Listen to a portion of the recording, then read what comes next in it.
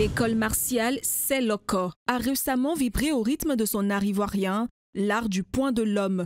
Devant un public nombreux, 33 élèves ont démontré leur progression, alliant performance et promotion de la culture ivoirienne. Je suis très honoré de pouvoir participer d'abord à ce temps martial qui me permet de m'enseigner des techniques, qui me permet de me défendre à l'extérieur si c'est agressé, si c'est attaqué. Et aussi, je suis encore plus honoré que ce temps martial soit fait dans une langue africaine, dans la langue hébreu, la langue hatch. Quand je participe à ce temps martial, j'ai la fierté. La fierté de pratiquer quelque chose d'africain, quelque chose de réel, quelque chose qui fait partie de ma culture. Et c'est un hébreu, c'est fait un hatch, donc je suis plus honoré. Ceux qui font le kung fu, peut-être qu'ils aiment, ils apprennent les techniques pour se défendre, mais ils ne sont pas pleinement plongés, pleinement intégrés dans ce temps martial, car ce n'est pas fait dans leur culture, ce n'est pas fait dans leur langue. Mon fils, il est de base très timide. Il est intelligent, mais il était beaucoup timide. Voilà pourquoi est-ce que je l'ai inscrit à CELI pour venir au moins apprendre l'art martial. J'encourage les parents à inscrire leurs enfants à apprendre l'art martial. Parce que vraiment, ça ouvre l'esprit de l'enfant, ça l'emmène à s'exprimer mieux parmi les gens.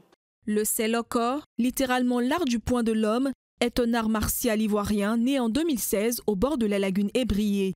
Inspiré du kung fu traditionnel, du Wing Chun, du Jeet Kune Do, de la boxe anglaise et du Krav Maga, il allie modernité et tradition pour promouvoir la culture hatchan à travers la discipline martiale. Aujourd'hui, c'est une journée de reconnaissance et de récompense aux étudiants appelés d'Ikokrima en Ébrié, de la dite école, voilà, pour leur donner leur diplôme, le grade, par rapport à leur savoir, à ce qu'ils ont appris au sein de l'école martiale, c'est le cours.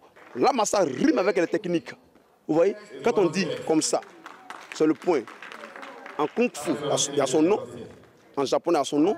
En hébreu, il y a son nom. On appelle ça aloko. Voilà. Donc, ce n'est pas forcément que celui qui ne comprend pas ma langue ne peut pas faire ma discipline. Voilà. Même le japonais, même le chinois, même l'allemand, même l'américain, toutes sortes de langues peuvent pratiquer le Seloko. Le passage de grade est un moment crucial pour les pratiquants d'arts martiaux car il leur permet de démontrer leur maîtrise des techniques et leur compréhension des valeurs fondamentales de leur discipline.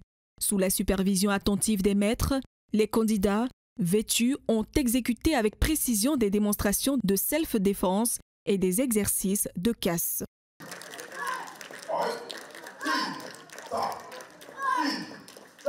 L'événement, couronné de succès, a mis en lumière la richesse de la culture ivoirienne à travers les arts martiaux.